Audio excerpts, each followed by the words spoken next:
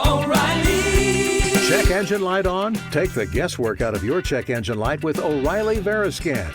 It's free and provides a report with solutions based on over 650 million vehicle scans verified by ASE-certified master technicians. And if you need help, we can recommend a shop for you. Ask for O'Reilly Veriscan today. O'Reilly Auto Parts. Good day and welcome to Predators Proclivity, where we look at data from the season for the NHL Nashville Predators and make comments upon it. I'm your host, Preston Proctor. Quick note, my studio computer had not been updated, wouldn't accept an update. So I took it in to have it worked on because I couldn't figure it out. And they couldn't figure it out either. So the tech had to wipe the hard drive and rebuild the computer. So I am working on backup equipment today. Hopefully it still sounds good and everything's still right. But I tested it out; it sounded okay. But the proof is in the pudding. So we'll see how this turns out. I should get my computer back today, but then I've got to configure it. So I will probably not have it till sometime next week. We do have a back-to-back this weekend playing we'll be in Nashville, playing Toronto, and then Sunday in St. Louis. So it's not that big of a trip, but but it is a back-to-back this weekend. I'll get to that tomorrow, so I'll be using my backup equipment again tomorrow. Fun stuff. All right, so let's get to it. The postseason watch, nothing really new. Don't really expect too much. San Jose was eliminated. Chicago really is one loss from being eliminated. One loss, one win. And then, like I said, we'll start creeping up the... I've got my problems this morning, not just technically. Sorry about that. I thought I was ready, but I guess creeping up the standings. Then after Chicago gets eliminated, there's a buffer. Cover that a little bit, but there's a little bit of time, but it's coming. There is just no two ways about that. So, it just hasn't happened mathematically yet. Realistically, it's gone. But anyway, so we are here in Nashville and coming into Nashville for the second game against them. We get to play the same teams over and over again during this part of the schedule. We just faced Anaheim in Anaheim last weekend, and so it's not even been a week. And here is Anaheim, the Ducks. The Mighty Ducks, not so mighty this year. Took away the mighty from the title a while back, but hey. The Anaheim Ducks are in town for a 7 o'clock game tonight. This weekend's games are different. I don't know why I'm talking about it now, but 6 o'clock and 5 o'clock. 6 o'clock Saturday, 5 o'clock on Sunday. So if you're coming to town or you're in town and going to be going to those games, they're not at the regular regular time for the Preds anyway, which is most games are at 7 o'clock. Weekends you can never tell. Tuesday's game at Carolina, that's 6 o'clock, but that's in the Eastern time zone, so it's still 7. Anyway, I'll stop talking. Anyway, no, I'm not going to stop talking. I'm going to stop talking about times. If I stop talking, there's not much to listen to. Okay, Anaheim coming to town. This is the third and last game versus Anaheim. It's the only one in Nashville this year. Anaheim has won both so far, 2-5 and 1-2, both in Anaheim. Similarly, hopefully, at this point. Last year, Anaheim won the first 2 games as well. Both of those were in Nashville last year, though, 2-3, 3-5. And then the Preds won 4-2 in the last game in Anaheim. So hopefully the Preds will pull out the victory tonight. Anaheim is really not anywhere near a playoff chance. They're 9 points out, 14 games to go. They are 29, 31, and 8. They are 13, 16, and 6 on the road. 6th in the Pacific with 66 points. Lots of sixes. 13, 16, 6 on the road, 6th in the Pacific, 66 points. 6 points plus 1, 7 points behind Calgary, who's played 1 less. They're 1 point ahead of Seattle, who has played 2 more. As I said, they're 9 points out of a playoff spot, 14 games to go. So that's not, it's not out of the question, but it's a stretch. It's a real stretch for them at this point. Tonight's game is the end of a 3-game road trip for them. They are 0-1-1 on that road trip, losing to St. Louis 2-7, and then losing to Dallas in overtime 3-4. And before those 2 games, they played Nashville. So so this is in this 4-game stretch for them. They play Nashville twice. It's a schedule.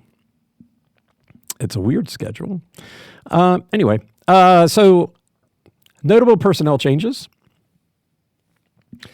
For Anaheim, they were involved in a trade, unlike St. Louis. They received, let's see, did I get that? How did I? No. They traded defenseman Brian Dumoulin to the New Jersey Devils for forward Herman Traft and a second-round 2025 draft pick. And then for future considerations, they received defenseman Oliver Kylington from the Islanders. He had been with Colorado, and the Islanders had a trade with Colorado and received him, and then shipped him out to Anaheim for future considerations. So those were the 2 trades that Anaheim was involved in. Not too much. Can't, not exactly sure what they're doing in Anaheim, but I don't really care. I don't mind Anaheim, but I don't like them either. Anyway, as far as injuries go, number 36, goaltender John Gibson is day-to-day. His expected back date is today. I don't think that's really going to, I take that back. If he does come back, he could be in goal. He is 9-10-2 this season. He has been the primary backup all year. They called up a guy, and they've only put him in once because they had a back-to-back. So it doesn't look like they really want to play this other guy. So if Gibson does come back, he will probably be in goal a little bit more. I guess a follow-up on the Gibson that plays for the South Carolina Stingrays. What I've been able to figure out is that both John Gibson and Mitchell Gibson are from Pennsylvania and the Pittsburgh area. Their both last names are Gibson. They both wear number 36, but as far as I can tell, but I can't find any direct link between the two.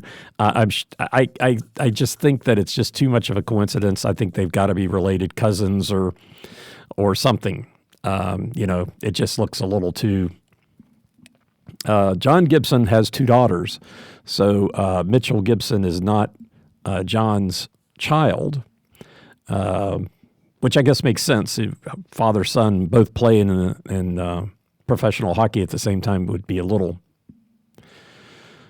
You'd have to be pretty old. I don't think John Gibson is that old, but anyway, so he's day-to-day, might be back tonight. And a couple other guys, not really notable. Number 44 left wing Ron Johnson, 64 right wing Sam Colangelo, and number 13 center Robbie Fabry are not in the lineup. Johnston and Kalingo could be back this, I guess that's the 23rd, so I guess that could be Sunday. But none of those are expected to be back for tonight's game. The one thing that I did see interesting about Colangelo, he does have a 21.4% shooting percentage, 6 goals on 28 shots in 20 games. So he doesn't play for them regularly, but they did bring him up here for the end of the season. So he does seem to have a pretty good shot. If he were in the lineup, he would be somebody to watch out for, but he's not, so don't. I think on the 14th, they did recall number 62 center Nikita Nestorenko from the San Diego Gulls. I think if I remember correctly, he is somebody to watch out for. Even though they just recalled him, I think he also has a really high shooting percentage. And just because he hasn't been for the team for so long doesn't mean he's not going to bring that. So I think he's going to be somebody that we're going to need to watch. Anyway, I'll get to that later too. And just for fun, because you don't normally see a lot of transitions with the ECHL at the NHL level, and this isn't, but for some reason it was noted that they reassigned on the 17th defenseman Jeremy Biakabutuka, to the Gulls, to the AHL San Diego Gulls from the Tulsa Oilers of the ECHL. You'd think the Tulsa Oilers had to be affiliated with Edmonton, and probably were at one time. I didn't do the research on that, but they are currently affiliated with Anaheim. Yeah. So that's the personnel changes with Anaheim. For the Preds are 25-34-8, 17-13-3 at home. Yes, that's a winning record. We got to like it when we see it. The Preds are still 7th in the Central Division, where they've been most of the season, except for the few times that they dipped down into the bottom, the 8th. They started out there, kind of bounced up, bounced back down. Once they got settled in the 7th, they said, that's good enough. Let's just stay here. And so that's where they've stayed all season long. 7th place in the Central Division. Hey, it's a nice place to be. You check it out. They have 58 points. They are 9 points ahead of Chicago, and who's played one more, and 13 behind Utah. So, back in that, as they're on the interstate with nobody around them. Utah has played one more. They still have the third worst record. They're 2 points behind Buffalo. They're in order to climb out of that, the Preds would have to win a couple games, and Buffalo would have to lose. Let's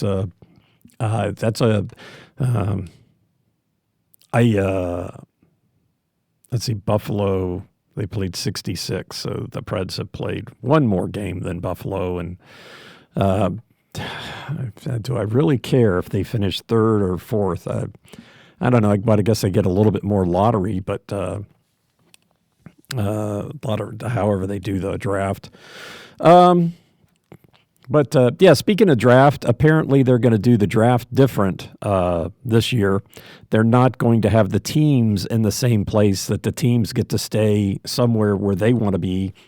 The prospects will still come into town, and they're going to have celebrities or people associated with the team doing the calling out the picks. Bettman will still do the first pick, but after that, he's not going to be doing it anymore. So that's a little different. They're also planning on changing up the All-Star game next year try to highlight the players that are going to be in the Olympics. So they're going to still have the All-Star break, and then the players will go off to the Olympics. So I guess that means NHL players will be allowed to play in the Olympics next year. I'm not exactly sure what that means for the schedule. For the NHL, since they are still planning on doing sounds like they're still planning on doing an all-star break and then letting people go off and play the Olympics. So I guess we'll find out more as it evolves. All right. Tonight's game for the Predators is the second of a 3-game homestand. They're 0-1, having lost to St. Louis Tuesday night in that horrible game. And then Saturday, Toronto comes to town. And Toronto, a little preview, is tied for first in the Atlantic with Florida at 85 points. Looks like Florida gets the tiebreaker. How did they get the tiebreaker? Oh, the row, RW. Yep, regulation wins 2 more. Yeah, because Toronto has the tiebreaker in regulation overtime, but the first tiebreaker is RW, regulation wins. I guess, that's the first tiebreaker. The third tiebreaker is the number of wins when the points are the same. All right, so a good opponent coming in, St. Louis on Sunday. I'll cover that tomorrow. Anyhow, or when I do it tomorrow, maybe I guess I can record it tomorrow and then release it on Saturday. That's just technicalities, I guess. Anyway, as for the Preds, personnel changes, the only notable is that Roman Josi is still out. He's out, currently expected not to be back for the rest of the season. Expected 4/16. I think 4/16. I think the final game is 4/16. Yeah, Dallas 4/16. So maybe he'll be back for the last game of the season against Dallas. For the Preds, at home they are 17-13-3. 17-13-3. Yes, like I said, it is a winning record. Okay, first goals. Let's see. They did not get the first goal or the second goal, I think, or the third goal. Yeah, I think that is right. Yeah, they didn't get the first, second, or third goal against St. Louis the other night, and hey, they lost. The scary thing that I noted in the last podcast that I realized when I got to looking at my numbers was that if the Preds don't win the first period, things look really bad for them, at least at home. So at home, if they do get the first goal, they are 10-4-3, which has not changed because they didn't the other night. If they don't get it, they are 7-9-0. So it's not, not getting the first goal is not a horrible determinant for the Preds here in Nashville, but sure didn't help the other night. A lot of times it feels like when the other team gets the first goal, the Preds come back and they score a goal fairly quickly. And I thought that was going to happen the other night. I thought the Preds played well. That first goal, I don't know that I really thought it was soft, but right between the legs for Saros. I really don't understand the penalty the other night, and I haven't gone back and watched the telecast of the game yet. I don't expect. Oops, got to watch it when I rub my face. I don't expect the TV announcers to give any additional information on that particular call. I did not think that hit looked all that dangerous. The guy was playing the puck, and McCarron came in and hit him. He had his head down. He fell back into the boards, but it didn't look like he hit his head. He looked like he was stunned a little bit from the hit. But a 5-minute major for that hit and a game misconduct is absolutely ridiculous, in my opinion. I have to go back and watch it again. I kept waiting for something, and then, like Leroux got knocked down, wasn't playing the puck, got knocked down at center ice, no call. It's like, come on, people. Anyway, we've got a couple of bad sets of roughs, in my opinion, this year. Not that it would have mattered with regards to the end result, but still, you want the game to be called appropriately. Winning by period. Since the Preds didn't win any period, I think they tied the second period. Winning by period, the Preds are 15-7-11. in the first period, which is not too bad. Almost the same potential of tying as winning, but the potential of losing the first period is rather low. You'd have to say that 26 times they have it and 7 they did. So they have a pretty good track record of not losing, which they did the other night, but in general, pretty good. The second period at home, not so good, 10, 15, and 8. They tied the second period the other night. And then the third period, 13, 14, and 6. They lost the third period the other night. And so that went from, I think it was 13, well, it had to be 13, 13, and 6, so it was pretty even. And then, as I said, you take all that win-loss and you say, okay, well, that's great, but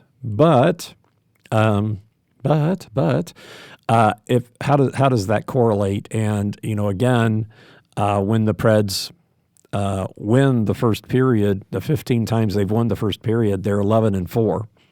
So, they're 17 wins at home, and 11 of those they won the first period.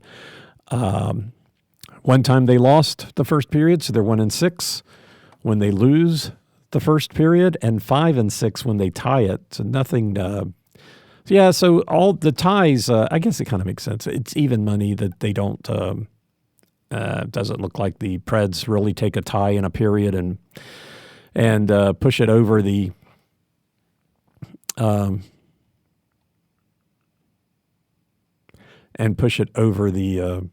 finish line. Not sure why I did this twice. The second period, again, if they win the second period, 10 times they have, they're 9-1. So again, how many times have they won the first at home they won the first 5 times. They've won the first and won the second. So 5 of those in both of that circumstances are they did both. So I guess 6 times they didn't win the first period, won the game, and didn't win the second period. And then for the second period, 4 times they didn't win the first period, but they still won the game. And when they lose the second period, they're 4-11, and they tie it 4-4. The third period, I'm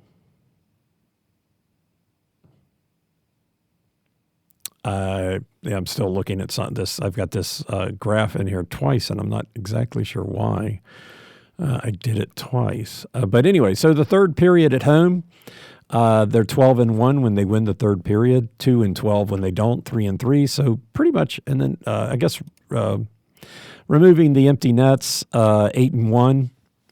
So 9 times they've won the third period without considering the empty nets, and they're 8-1 in that. They're 3-9 when they lose the third period at home, and 6-6. So pretty much tying any of these periods is a toss-up, no matter what the circumstance is. I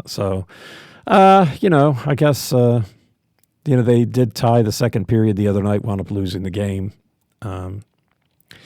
but there you go. As I said the other day, if they don't win the first period, things don't look terribly good for them. They've lost the first period, won the second, and they're 1-1. And those 2 times, it's not a big data point. If they, that's losing the first and winning second. So if they, let's stick to the script here. So if they win the first, or maybe I did say that. All right, this is hard enough listening to this when I know what I'm talking about. When I get confused, this is bad. So when the Preds win the first period, they win the second period. That's happened 5 times. They've won all 5 of those games. Win the first, lose the second 6 times, 3, 1, and 2. So that's still pretty good. They win the first, lose the second. They still have a 50-50 chance of winning what would that be? 5 out of 6. The quick math is not coming to me, but that's pretty good. 16. Okay, so 84% chance of getting a point. And then if they tie the second period, which happened 4 times, they're 3-0-1. They haven't lost. So winning the first period really sets them up pretty well. If they lose the first period, even if they win the second period, it's only happened twice, they're 1-1. They lose the first, lose the second, they're 0-3. Lose the first, tie the second, they're 0-2. None of that's really surprising. If they tie the first and win the second, they're 3-0. And then if they tie the first and lose the second, they're 1-5. Tie the first, tie the second, they're 1-1. So the best scenario is to win the first. If they don't win the first, then tie the first, win the second. And if they don't do that, things don't look too good. And so,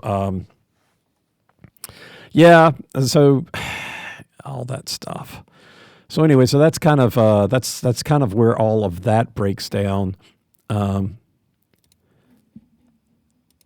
Anyway, so the winning goal, let's see, at home, the winning goal was in the first period the other night.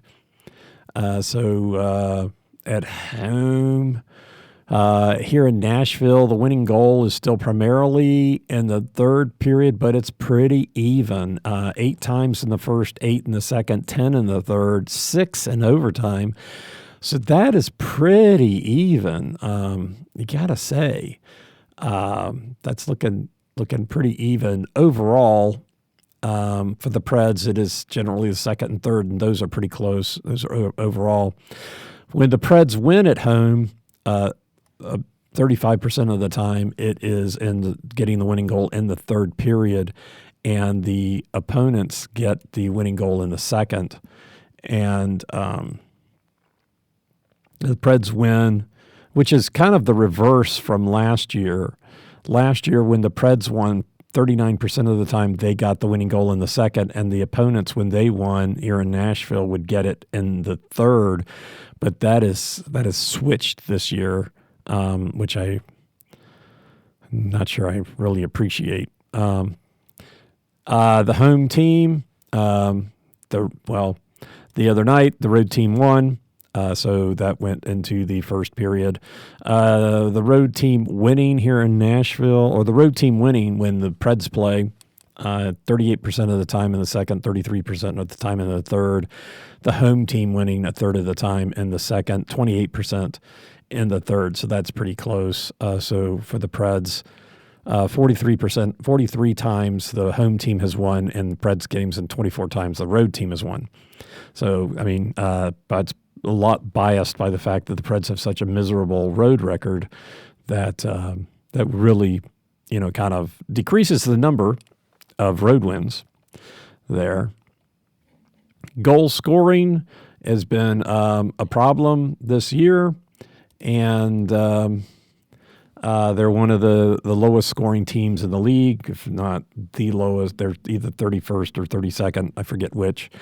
Here in Nashville, they have outscored the opponents in the first period, and that's the only period that they have outscored them. And let's see, even if we take out the empty net goals, they're being outscored in the third period.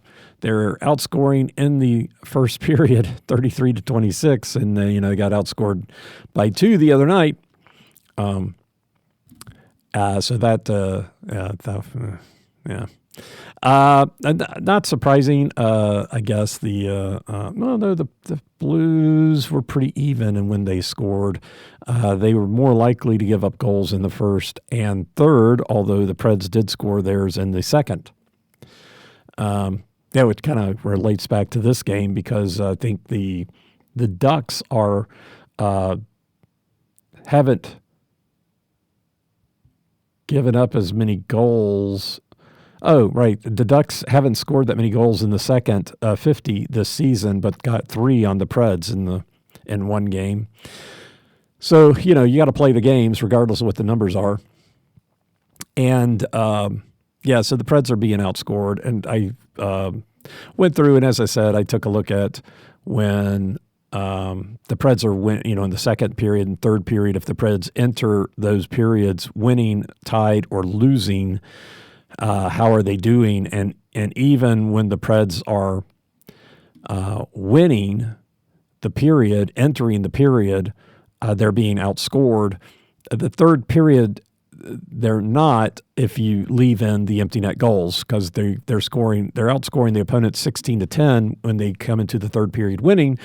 8 of those are empty net goals. So if you take out the empty net goals, they're being outscored 8-10 when they're winning coming into the third period. They were tied, taking out the empty net goals in the third period, but since St. Louis got a goal in the third period, not with an empty net, that's now changed to where with taking out the empty nets, they're being outscored in the third period when they're losing 11-12, leaving the empty nets in, it's 12-18. In that circumstance, the Preds have gotten 1 empty net goal, so I guess they turned one of the games around. So, if they enter the second period tied, they're being outscored 13-16. In the third period, entering it tied, they're being outscored 5-8. There's just no scenarios here where it looks like the Preds are outscoring their opponents, and kind of makes sense since the Preds haven't been scoring very well. I guess the bright light, all those penalties the other night in St. Louis, all the penalties last night, the other night, and St. Louis got 1 power play goal in the first period, which they don't do. They're not a very good power play team, but yet they scored a power play goal in the first period, which is when the Preds are supposed to be best against, in the penalty kill, just to screw up my numbers. So that's now 3.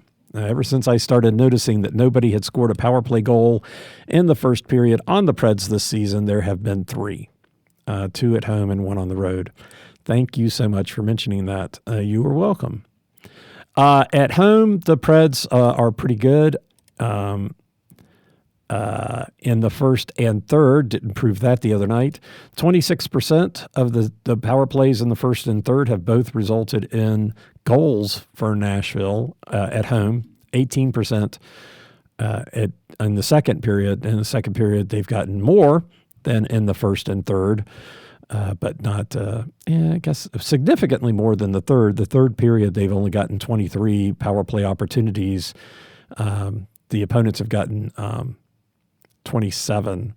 So I guess, and both teams tend to get more penalties in the second period. I guess that follows from the second period being a long change and being a little tougher. So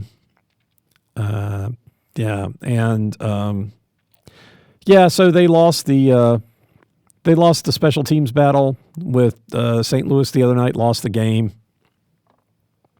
And that's kind of a metric. They did tie with Los Angeles, but Los Angeles won that one. So if in general, 90% of the cases, if you win the special teams battle, you win the game. And there's the exceptions to prove the rule, but that's that looks like it's pretty good rule. I mean, again, nothing is hard and fast in sports, but generalities and trends, statistics, right? Anyway, so that's your special teams for the Preds. Okay, so let's take a look at the matchups. Goal scoring. They're fairly similar in goals for and goals against, actually. Anaheim has scored 179 goals this year to Nashville's 171. That puts them in the bottom 4. I guess I covered this a little bit when they played the other day. Los Angeles, who is in a playoff position, is down there too, which was kind of interesting about that 4-game the 3 games, the 4 teams involved in those 3 games, Chicago, Anaheim, LA, and Nashville, because all of those teams are in the bottom of the league. That wasn't Chicago. Who was it? San Jose. It was San Jose. San Jose, Anaheim, L.A., right? Yeah, those were back-to-back games. Anyway, but LA is in a playoff position, and even though they're not one of the highest scoring goals for, never, I think, have been, and especially when they won the Stanley Cup, they were not known for scoring, but hey, they won the Stanley Cup, and so being in the bottom, it all depends on what else you do. So Anaheim.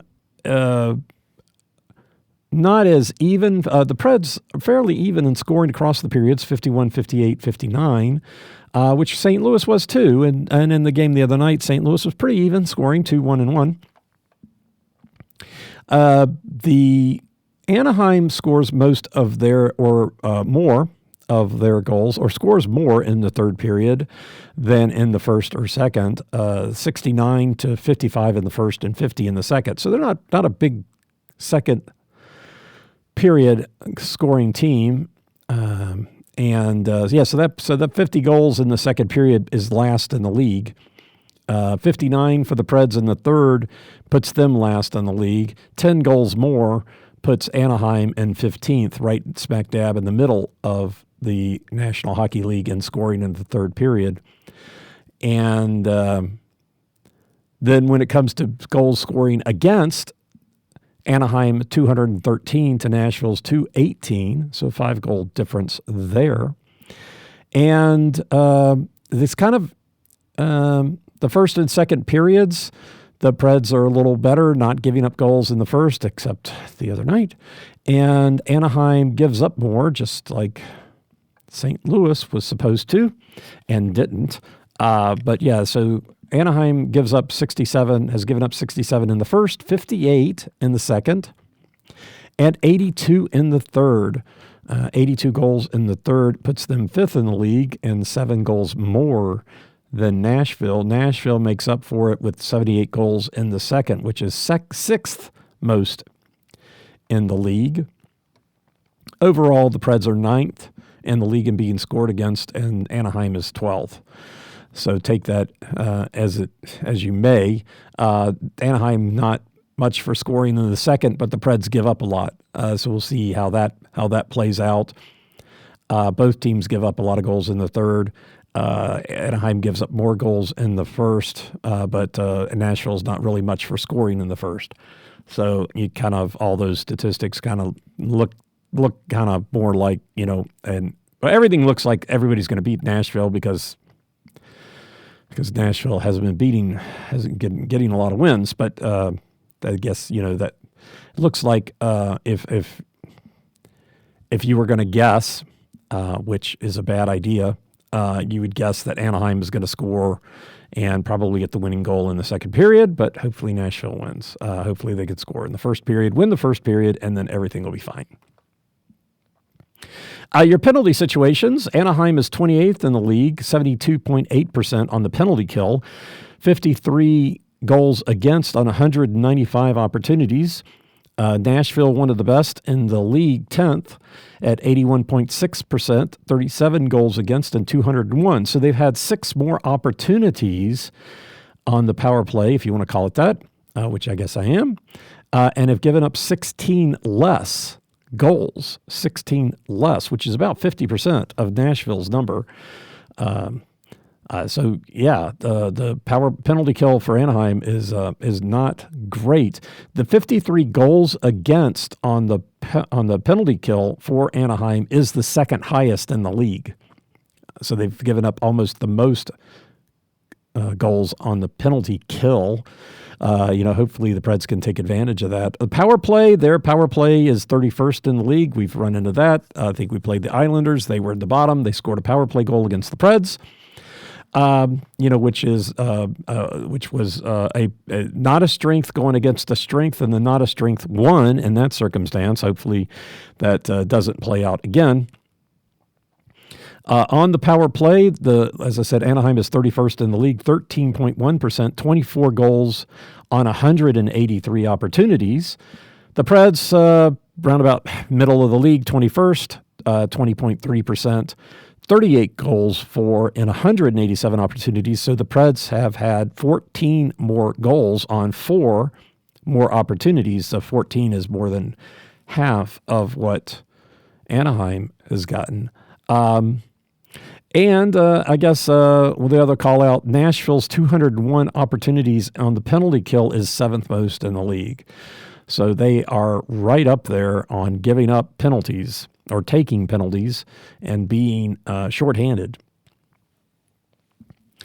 For your goaltenders, I got it wrong the other night. Who could have figured Hofer was going to be in goal? I don't know. I haven't really been tracking my predictions, and I'm glad because I would probably just stop.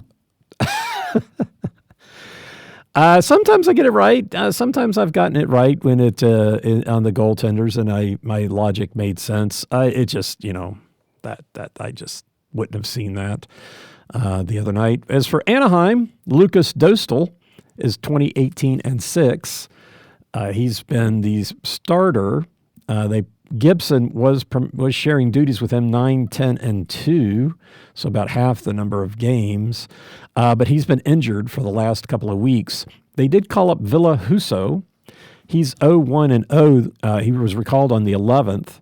So just before the game against Nashville, I guess I did my podcast a few days ahead of time on that one because I was going to be out of town, and so I didn't see Gibson injured or not coming back at that point. But they called up Husso, and he's only played the once in a back-to-back. So it doesn't look like they really want to play him if they don't have to. So I think if Gibson comes back, he'll be in goal. As soon as he comes back, he will be in goal because Dostal has been playing the bulk of the games and could probably stand a tad bit of rest. About 1.3 to 1. Dostal this year against the Preds is 2-0, winning 5-2 and 2-1, both in Anaheim. Last year, Gibson was in the first game, and that was a win for them, 3-2 in Nashville.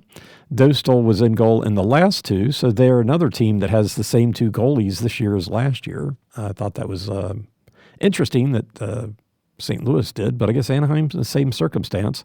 Dostal was 1-1. He did get the loss in Anaheim 2-4, as well as a win in Nashville 5-3. Husso's only played in a back-to-back so far, and that is not the case tonight for Anaheim versus Nashville, so I'm pretty sure we're going to see Dostal in goal unless Gibson is back.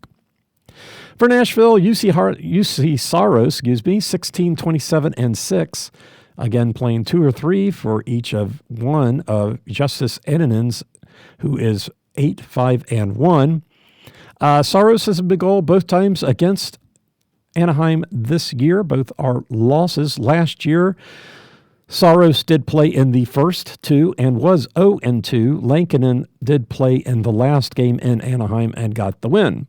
And for Colorado last year, Annunen did not play versus Anaheim. Annunen did play versus the Kings on Sunday, and then Saros played against St. Louis the other night. So it's pretty much Saros would get 2 in a row. Annunen will have to play this weekend, or will play this weekend, in the back-to-back situation, Toronto and St. Louis. And I will do that, figuring that one out and getting it wrong tomorrow. Actually, I'll do my figuring out this afternoon, I think. But anyway, I'll get my incorrect figuring out done and get that out of the way and then just talk about it. So Saros tonight. Saros in goal tonight, and Dostal. As far as momentum, Anaheim, for all practical purposes, has no chance at a wild card. They have lost their last 2 since beating Nashville, and are 3-6-1 in their last 10. They didn't make that many trades, or call up that many people. I'm not sure what the mentality is in Anaheim right now. Nashville has lost the last 3 after winning 4, and is 5-4-1 in the last 10. We're playing everybody, and everybody is kind of getting a look. And that's kind of the goal from here to the end of the season, is to play people and play them in different situations and see how they respond. They've got all those unrestricted free agents, and they need to figure out whether to sign them or plan on signing and trading, whatever they're going to do, and then, come up with a strategy for the draft. They do have a lot of draft picks this year, and then, and then go from there, right?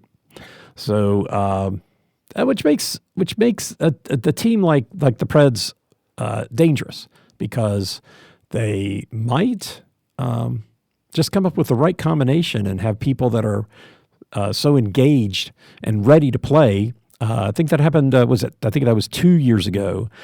2 years ago when they didn't make the playoffs, but I guess they kind of sold off a couple of players. Where they were sellers, and they brought up a bunch of people from Milwaukee and played them together, and they played really well together and almost made a pretty decent run at the end of the season. That kind of encouraged you that they could have. They did have players, and they did have a way of playing, and they had everything they needed in order to make the playoffs. And I guess that's why the coach is no longer there. Anyhow, I think that's right. I don't think we have the same coach. I think they got rid of that coach. Yeah. Yeah, I don't know that it's the coach's fault this year. I said it last podcast. I think the big disappointment this season is Brady Skay, $7 million, third highest paid player on the team. And what has he done? He's taken I think finally sometime in late January, the announcers even said, hey, he's starting to play well. But that's how it goes. I mean, you gotta give it to the GMs for trying. Maybe Skay wasn't a good fit, and maybe next year Stamkos and Marchessault and all these guys will have figured it out, and it'll just be an incredible year next year. And it just took time for it all to come together, and then at that point, everybody like, oh yeah, the GM is a super duper move. What an amazing strategist he was. Well, he didn't tell us at the beginning of the season, hey guys, we got these players and we're going to suck. This season is going to suck, but hey, next year. Yeah, nobody told us that. But hey, the fans tend to forget. So a really good season next year, and everybody will forget about the 5 losses at the beginning of this one, right? All right, players to watch. Had more and more players to add to the list. And it kind of bugged me to have to mention so many players for Anaheim, almost as many as I've got for the Preds. Now, the reason I have to mention Nesterenko, number 62, and I really think we need to pay attention to him because I don't have the notice on how many games he's played, but he's 3 goals on 9 shots. What they called him up just a few games ago, so he hasn't played that many games. I think he's gotten goals in the last 2. He did not get a goal against Nashville, but I think in 3 shots he's got 2 goals in the last 2 games for Anaheim, and so I think that's worth paying attention to.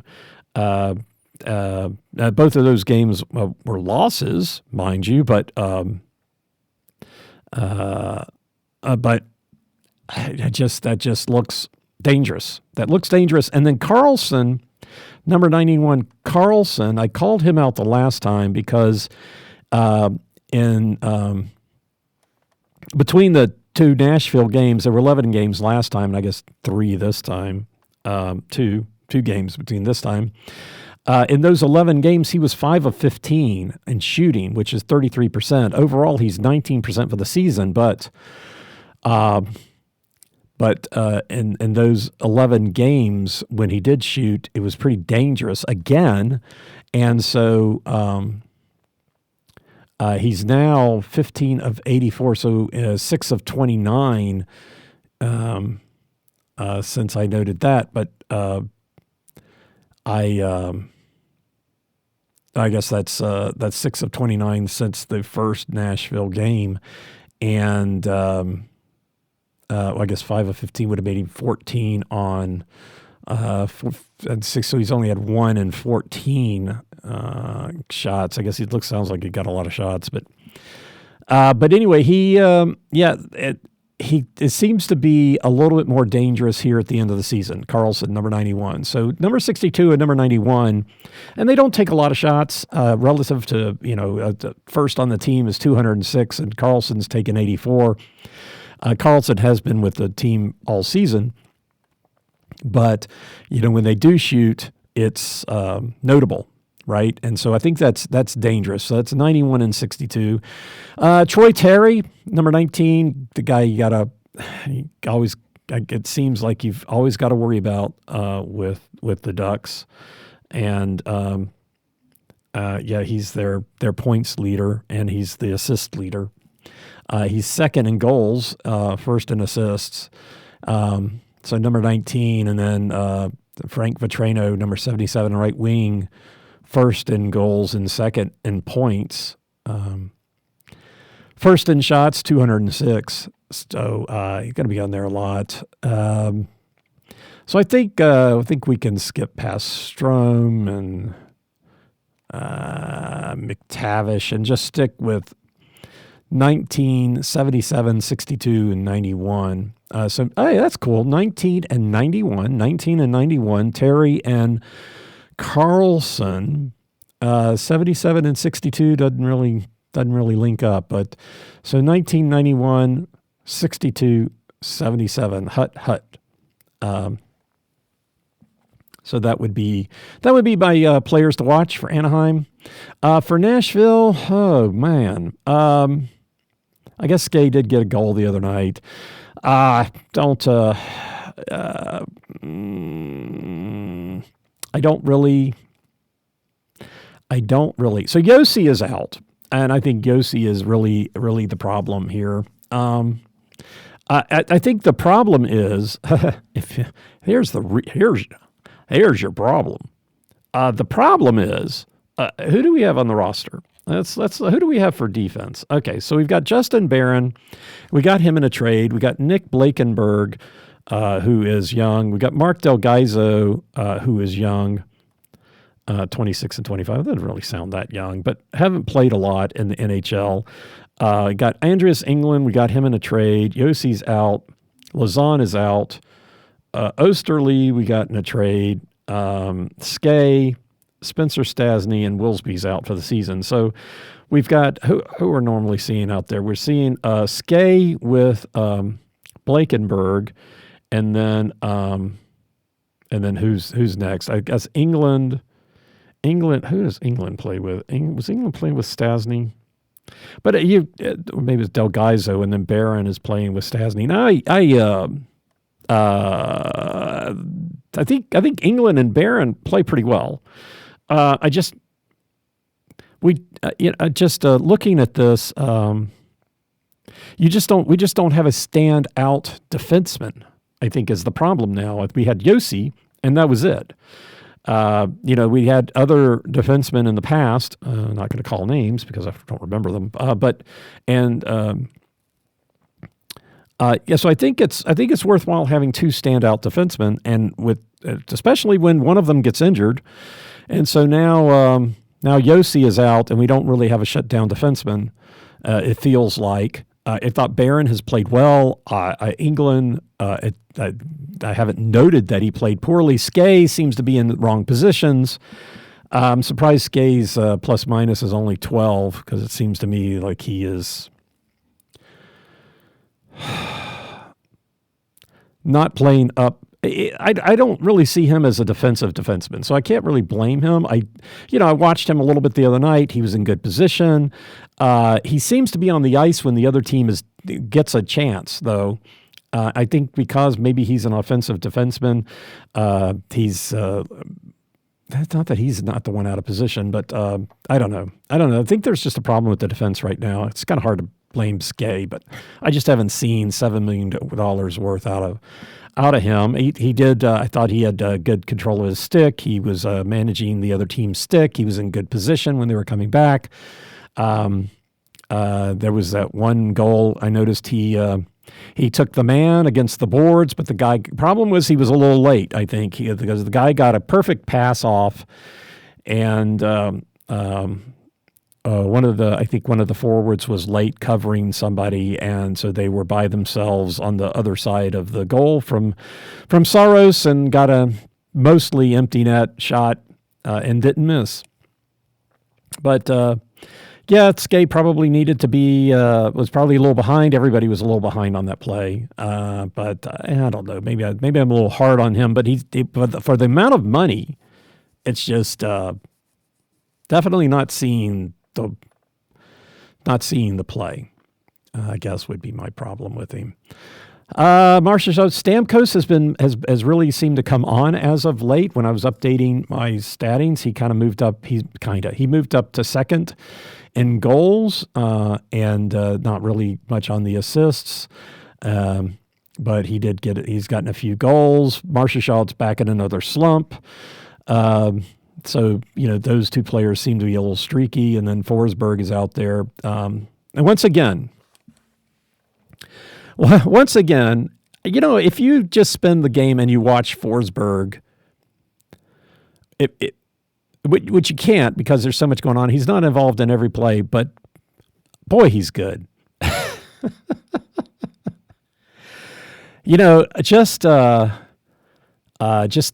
way he manages the stick. Evangelista the other night really played well too. He stole the puck away from people. Really talented, maneuvering the stick and the little stick battle with somebody in center ice or at the blue line, and wound up coming away with the puck. Very good work there, and I guess talented too. But Forsberg, just when the way he moves around and manages people around him, just on a different level from everybody else. And so, yeah, he's hopefully,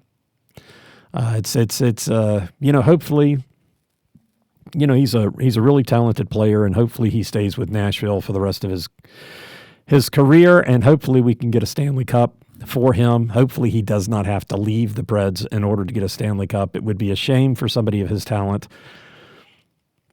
to end a career without a Stanley Cup. That is just the way it is. So anyway, that's yeah. So if there's a 9, for those of you maybe don't follow the Preds that much, if there's a 9 in the number for the Preds, they're a player to watch. 959, well, 59, Yossi's out, but Forsberg 9, number 90, Ryan O'Reilly, number 91, Steven Stamkos, and number 81 is divisible by 9. So Marchessault 81. So yeah, I guess yeah, my wife is a Notre Dame alum, so what's his name? Stastny. Yeah, Spencer Stastny. I was kind of ragging on him because at the beginning of the season, because there was a lot of chatter about how good he was, and turns out he's a Notre Dame alum. So I guess I have to. Well, let's see. Play well, and then we'll worry about it. Worry about apologizing for making for complaining that the Preds were making a big deal about the guy. But so far, he seems to be playing pretty well. Everybody's playing well.